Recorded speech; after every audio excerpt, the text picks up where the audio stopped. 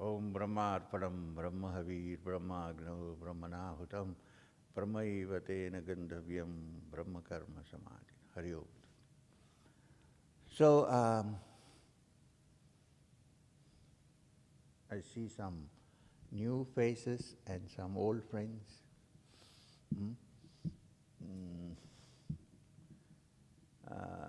So today is just an introductory kind of session, nothing very serious. Tomorrow we start seriously. So what shall we do today? Any opinion? Any idea? Huh? So when we go in this journey, right, it's always a pull, right? Like last time I attended your session, and since then, getting pulled on spiritual. This is good. Wait a minute. This is the first session in all the sessions that we had that I am asking you what shall we do. Till now I just started off. Yeah, thank you. So it's always a pull, right? So whether you look at the, one day you feel like you're pulling the material side of it, another day you see like spiritual side of it, next day same thing, like like going towards like all the other whatever the world has to offer, and then you're getting pulled away saying, what is it? There's nothing there in life, Right. There's nothing there. So like how one can continue to go on the spiritual path and slowly, get detached from those attractions that comes in. Shall I tell you something? In the Srimad Bhagavat, some people don't read it because they say, oh, stories. Stories have a better impact on you than just talking, like a discourse. So anyway, the Srimad Bhagavat, in the beginning, whoever wrote it, they say Vyasa wrote it, but Vyasa is a very common term. It simply means compiler. Somebody combined the Vedas, Veda Vyasa. So one Vyasa, we don't know which Vyasa, wrote the Bhagavatam, one of the great people, but he knew what he's doing, definitely. Now, in the beginning of the Bhagavat, there is kind of a statement made by the author saying, in this world, which means in this Kali Yuga, in this world, there are two problems. One is that life is short. We think that life has become longer, right? Of medical treatments and this and that. But there's complaint that life is short. And, now this is important, people have a poor intellect. So how do we explain this? And we think we have reached height of intelligence. We have got artificial intelligence. We are going towards that. The Bhagavad complaint is people have low intelligence, people have short lifespans. How do we explain Vedanta to them? So let's start with stories. This is how it starts. Now, the second thing it says is also very interesting to note. It said human beings are society animals. Right? We are model. We, mean an individual, 10 individuals together make one society, and each individual contributes whatever you can, and then it becomes a society. So, we create the society we live in. Sometimes we don't like this kind of setup, so we move to another, but there is a setup.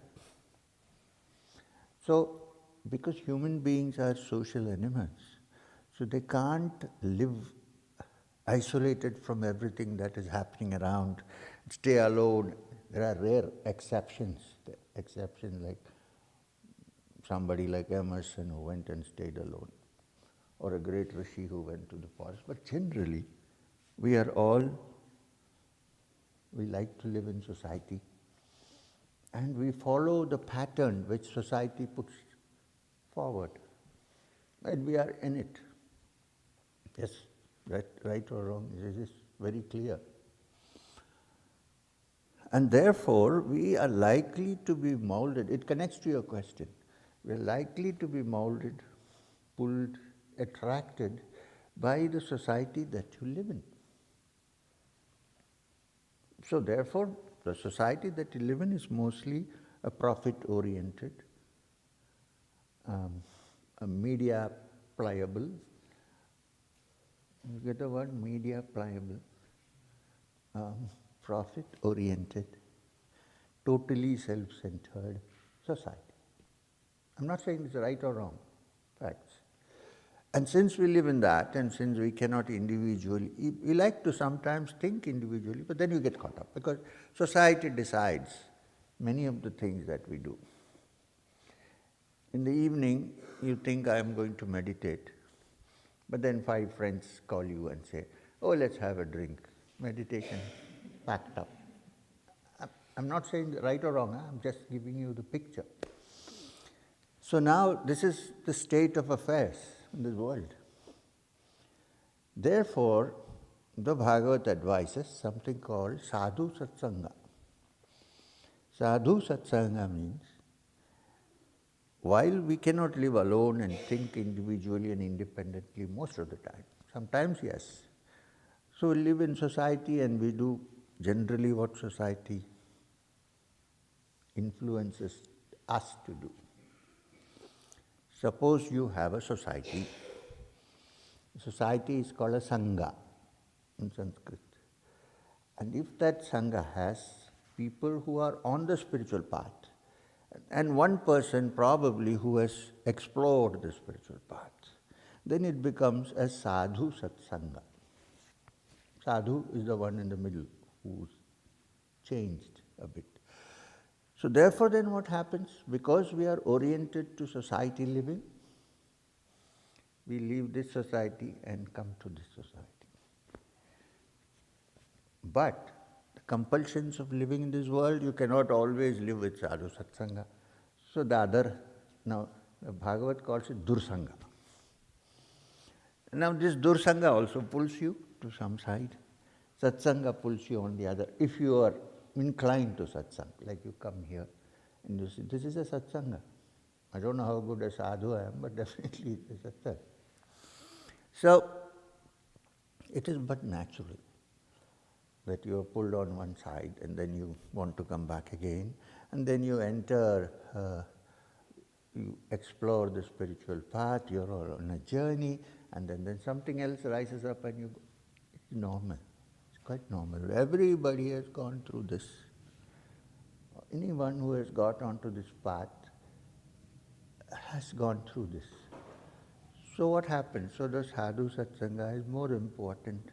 If you find that more important, if that's your priority, and you start giving more time to that, then the dursanga will fall away. It will not so easy. So it's natural at the moment that you do this. Okay. But doing the sadhu satsanga, which means listening to spiritual discourses, reading spiritual books and so on, if you begin to enjoy it at some point, then it's possible to remain longer in this, because all human beings are oriented to enjoyment. Then it becomes enjoyable. Then you give less attention to the other. But you have to live in this world, so you have to do your work, so some influence would be there. But this becomes then a center point because you enjoy doing it. So until that enjoyment begins, which is bound to happen to everyone at some point or the other. Everybody is not, well, you can say we are human beings, Homo sapiens, so we are all equal. I mean, that's different.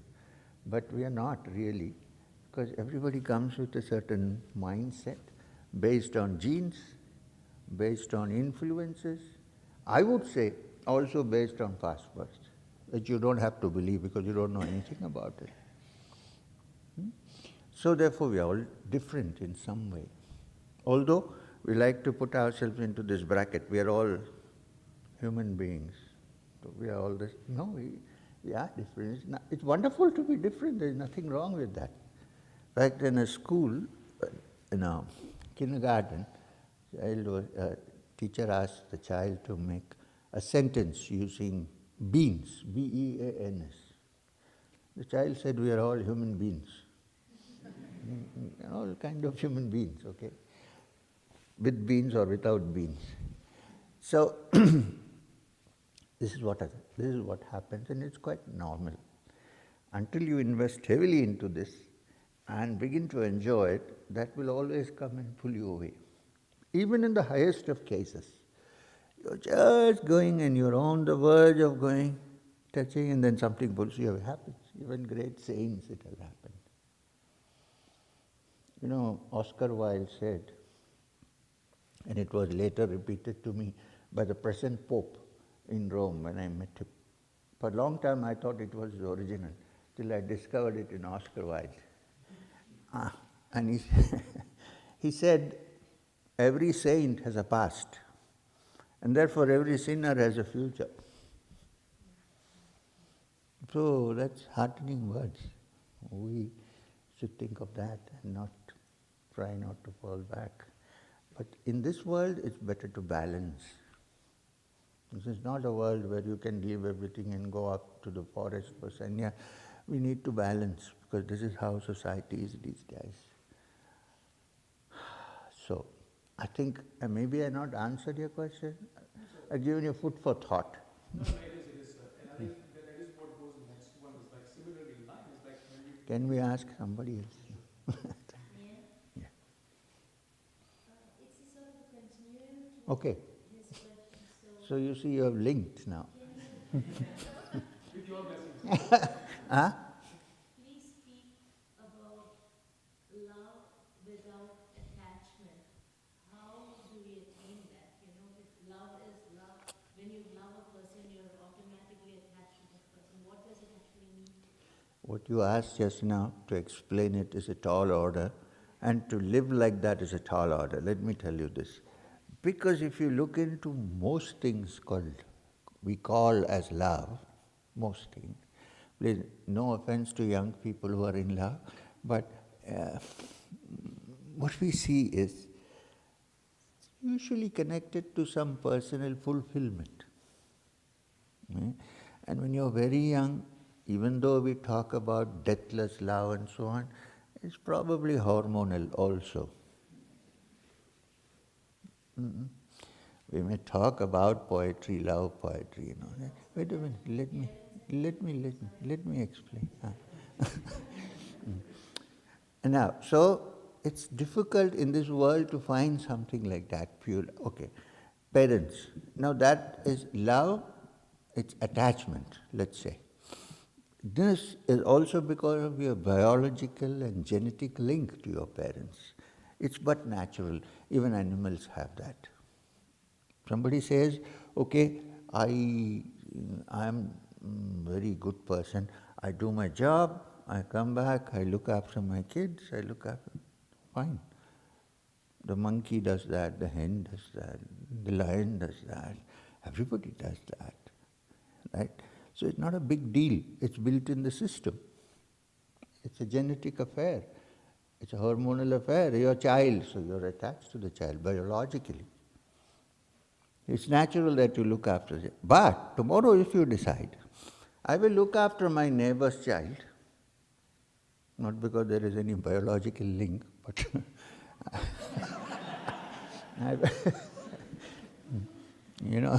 I must tell you that in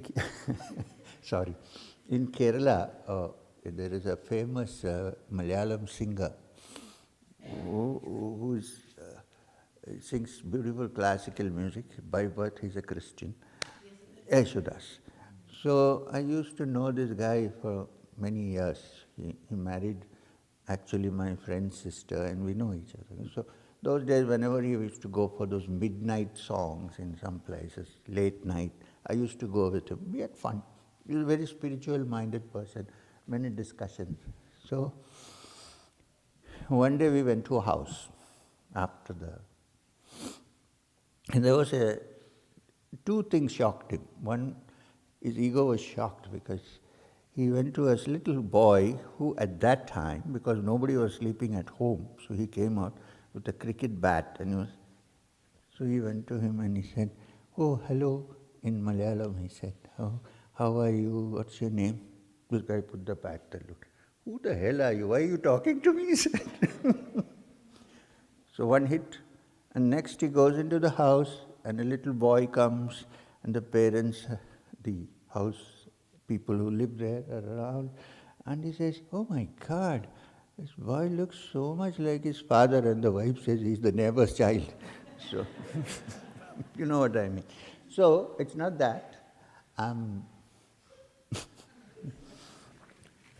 saying, suppose I decide that I love my child, the neighbor's child, and I want to look after him, there is then the beginning of a glimmer of so-called unselfish love. I'm not saying this should not be, but you're asking for something else, right? And if it is truly love, nobody looks at how something is shaped when you truly love. It could be shaped like a frog, but we have an Upanishad called the Mandukya Upanishad. Manduk means frog. So the question is, was there a rishi who looked like a frog? We don't know. Anyway, so if you really say, I need to love selflessly, you probably, it's not easy, mind you. The person who you love may not be attractive, may have nothing to give you anything in return. You don't expect anything in return, not even a kind word. If still you say, I have great affection, I must look after this. It's like finding a little child crying with nobody around in the forest.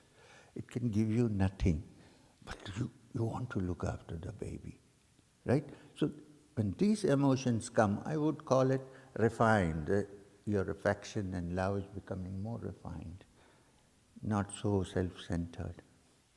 And I also feel that if you are spiritually moving forward, if you are saying that I'm spiritually, what do you call that?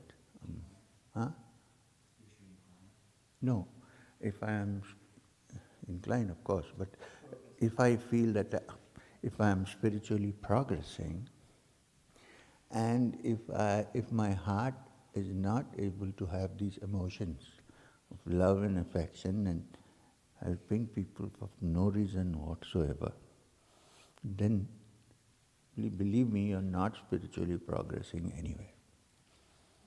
You might say my kundalini has reached my throat, but it means nothing. So, who shall I ask? Hey, you attended another retreat? Which one? Oh, at Katho. Okay. So which one do we want? There are two people. This is called selfless love. Sir, basically, in this Maya, in this world, we are caught up with our senses, right? Yeah. In terms of loving someone, or it's like being attached to someone, we are all caught up with the senses. So how do we overcome this senses power and truly love from within our heart? Look, don't call this world Maya, please, for God's sake. Because as long as it lasts, it's not Maya, it's very real. It's only when you're able to go to some other realm that you can say, now this is Maya. You can't say it's Maya, it's very real. You're sitting here, I am sitting here, this is not Maya, right? It's real. Yeah, you can say, well, in the dream you didn't exist, so you're not real. No, that is a philosophical question. It's real. So therefore, yes, what happens is, one begins to understand and experience slowly as you travel the spiritual path. It could also be a path, spiritual path need not mean that you're practicing some spiritual practice or you have a guru or something.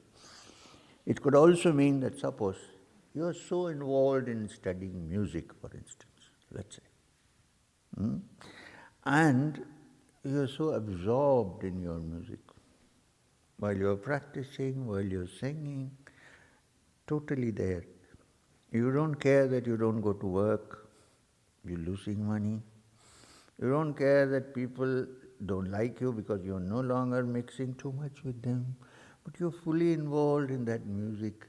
Some people might think he's become a nut because he's all the time doing this. Now what is happening here? Here, automatically, your reality has changed. Your reality then is no more the reality that is of the senses. It is of something else, beyond the senses. I mean, first refined senses, then beyond. So, therefore, to say that there is Maya, I can't live it up, you don't know it's Maya unless you know something which is real. When you know something that is real, then you can do that, not otherwise. So until then, we have to live in this world. Don't call it Maya, it's a reality, until you transcend it. When you transcend it, then you have the right to say, oh, this is Maya. So,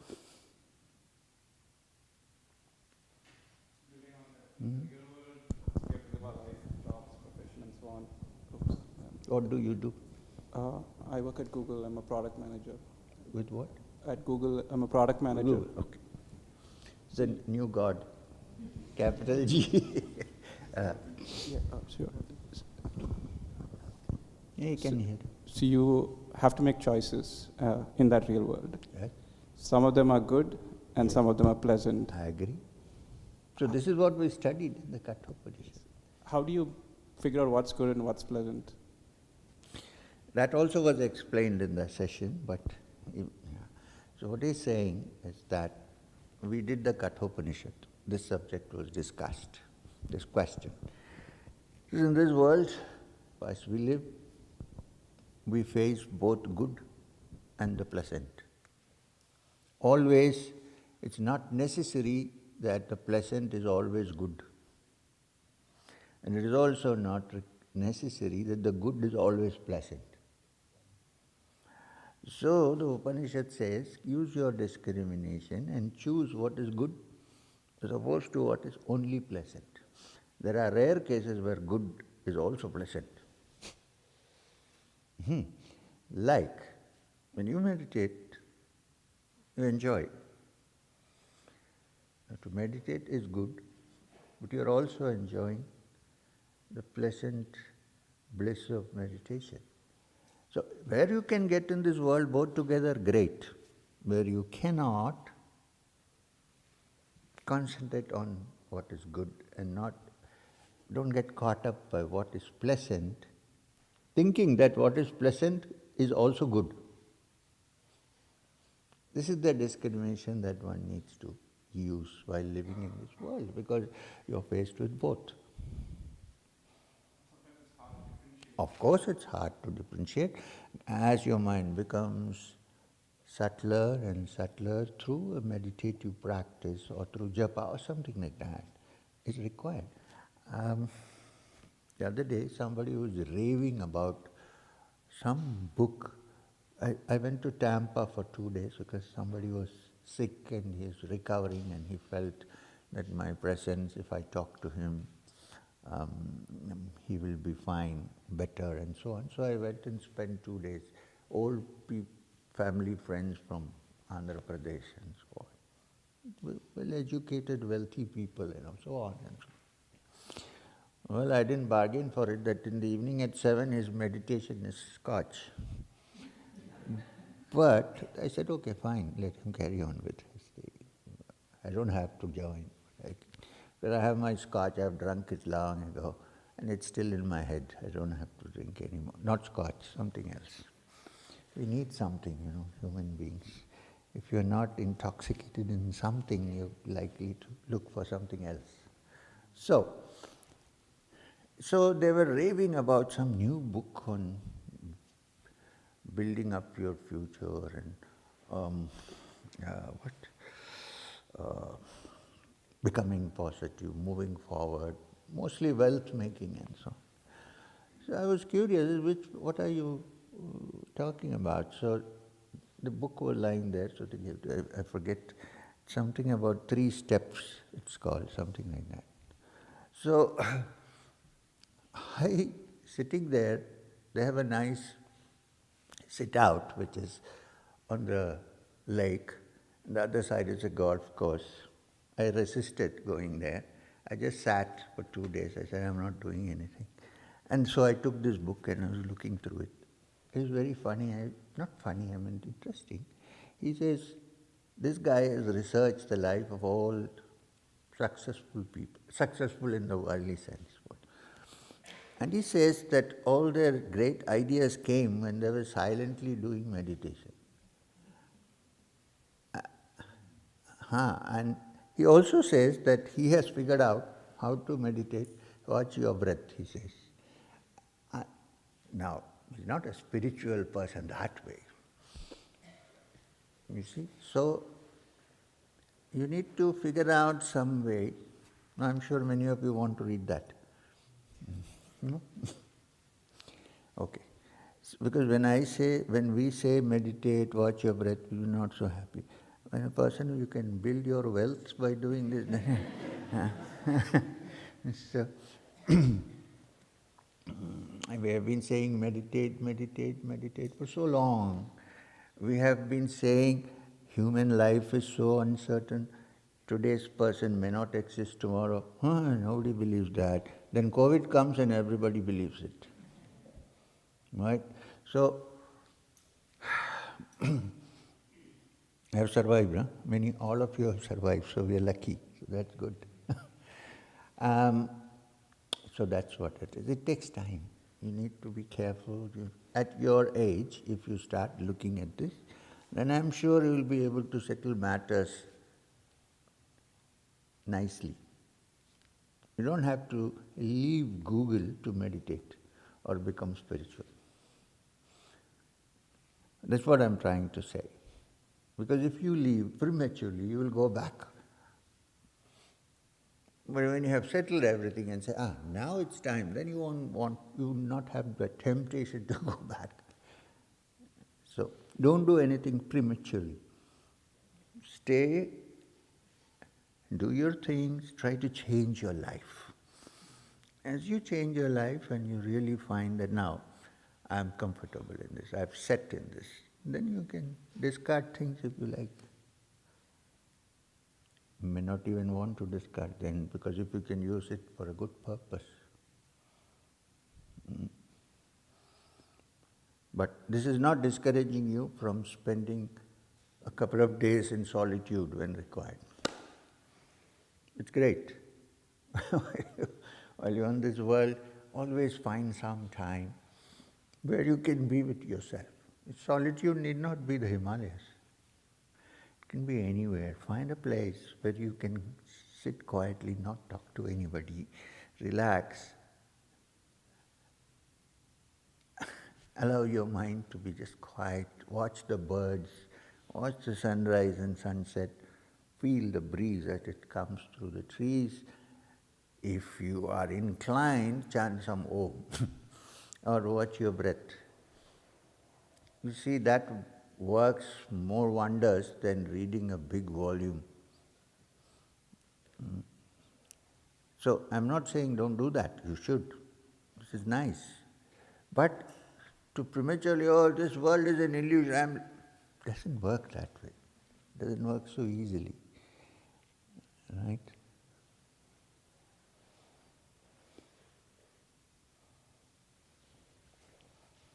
How are you keeping these days? Good? Are you good? Me? Yeah. So I've been on the spiritual path for some time, and I've done a considerable amount of psychological and spiritual work as part of that.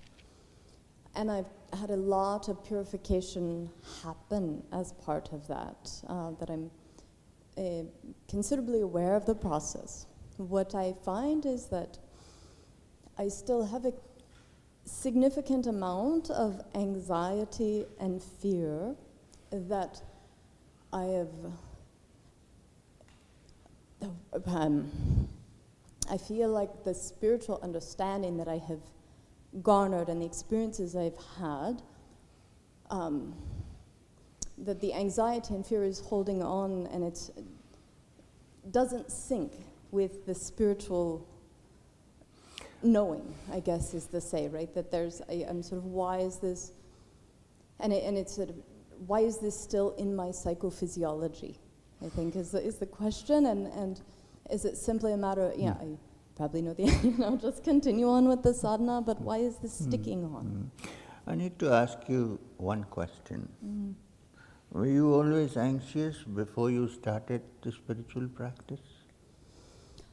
Probably. I underwent Yes. fairly, significant Yes. early childhood trauma, so it's residual probably. Yes. So the spiritual practices or the psychological practices, whatever you want to call it, that you have been doing, you've not been able to totally succeed in being free of this anxiety. What I'm trying to say, the anxiety did not start as a product of your practice. For This is what I'm trying to clarify. for It sure. was there and you're trying to change it. Yes. And then you're saying that you're not been so successful.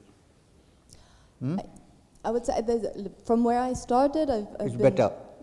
What's that? From where you started, you feel it is better.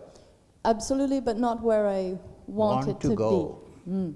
So now this is a question between where you want to go and where you are.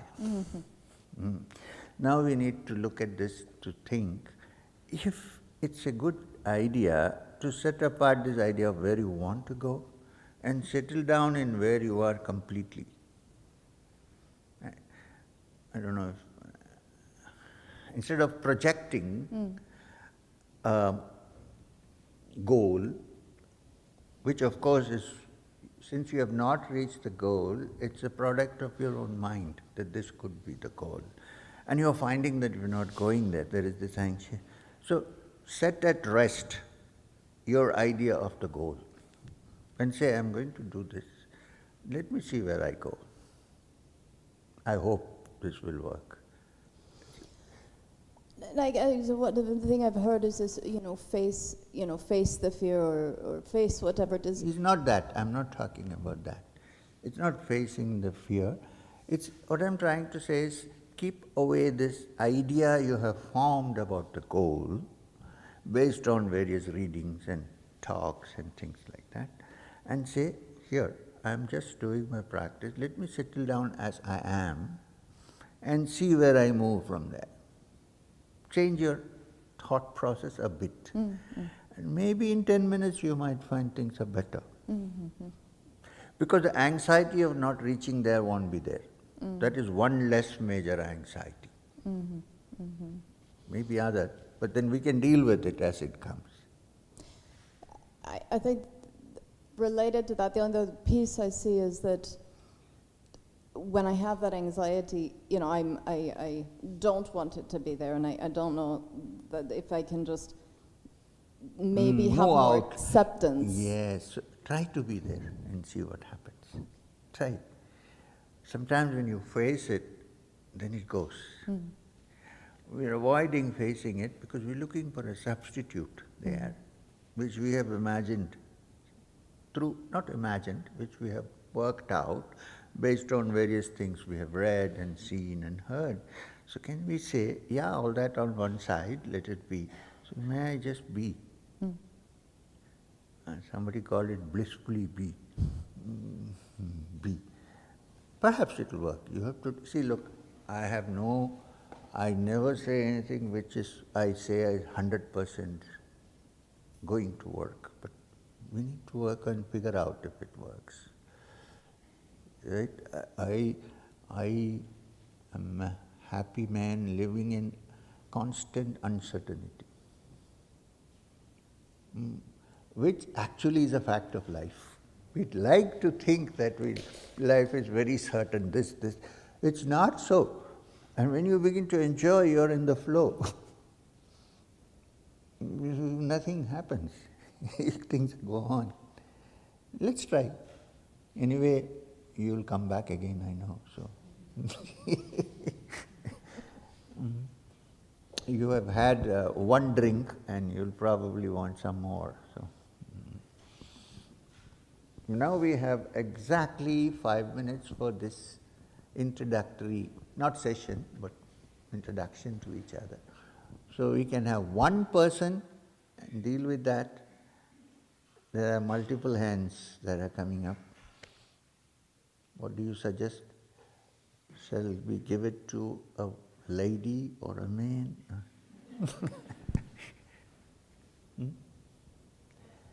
This young lady will come again, so no problem. But there is a lady sitting at the end who has been putting up her hand for some time.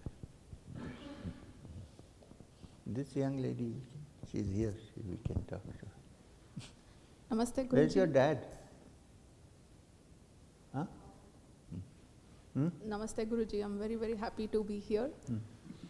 My question is that I know mantras are very powerful. In the beginning Say that again. Mantras are very powerful, and I found that like very recently, discovered that. In the beginning of Navratri, I did Devi mantra and another Siddha Kunjika stotra. And after I did that, I started experiencing like severe anxiety. Oh, And then you shouldn't do it. Stop it. No, seriously. and my heart started beating very fast, and I could really hear like vibrations. And I stopped it. So who asked you to chant this? Actually, I talked to a priest from Gangotri. This is the problem. Guruji, now I'm so scared to chant any mantra. I do Guru mantra, it works. What about Guru Mantra? For Guru mantra, nothing happens. Like Nothing happens. So why don't you stick to that for the time being? And then we'll see as the session goes. Huh? Okay. Don't worry. Is it that my any blockage in the chakra? It's not blockage. You see, many of these mantras, you have to first know a person, whether they can chant it. It's not a wholesale affair. Like everything is not for everybody. So nowadays people don't get time for that, so they start and say one is enough for everybody. Not so. Spiritual, according to me, spiritual progress is not a mass affair. Please understand this. It's an individual affair. Therefore, you'll see people moving individually in different speeds. Some forms of practice may not be suitable for somebody else. But unfortunately, what happens is we see the media and then we begin to get caught up in this thought of mass spiritual progress and so on. And this is the problem. So, while I know that there are wonderful mantras which can be practiced, which needs to be first discussed with somebody who knows the Mantra Shastra. If you think all priests know Mantra Shastra, you are mistaken. Not all, there may be some. So, this is what happened probably. You took up a mantra which was not yours, which is not good for you. Now, Guru Mantra is a common mantra. Anybody can chant. I have not yet received any complaint from anybody chanting the Guru Mantra. So why don't you stick to that? Okay. And as we move forward, we will work on this. Okay. How we do. Okay. And how does one develop the capability to chant mantras? Is There there is no anything? capability required. What is suitable for you can be chanted from day one. Okay. Thank you. Time up. Tomorrow, the whole day tomorrow, no, I won't tell you now. Let's not let the cat out of the bag. So, I think there is some entertainment now program for half an hour. So we can watch that. It's also connected to the spiritual in some way. And then tomorrow we meet in the morning. And the whole day tomorrow I'm going to give you a background of where we are heading. Okay? Not what to do. I know you want to have Kriya, but that's a different story. But then tomorrow evening, by the time you kind of got there, the last session I will start with Kriya, related, how it's related to what we are doing. And the next whole day you will do Kriya. You will learn Kriya. So the first day we will go to why one really does need Kriya. One can also do without Kriya, believe me. So We'll do that tomorrow. Some sadhana is required. It could be devotional, it could be yogic, it could be Vedantic, many ways. Kriya is one of them. So, we'll do that. Huh? Yes? No? And while you can always interact with me, but don't keep on asking, because we are moving. At the end of the day, if you have some question, it is good to ask, because what you are going to ask may be dealt with after 10 minutes, so you are asking prematurely. Just keep this in mind. I am not against questions. All the Upanishads are dialogues, believe me. The thing is, the Bhagavad Gita is considered to be a dialogue. But who's speaking most of the time there? Arjuna butts in sometimes, and then Krishna says, okay.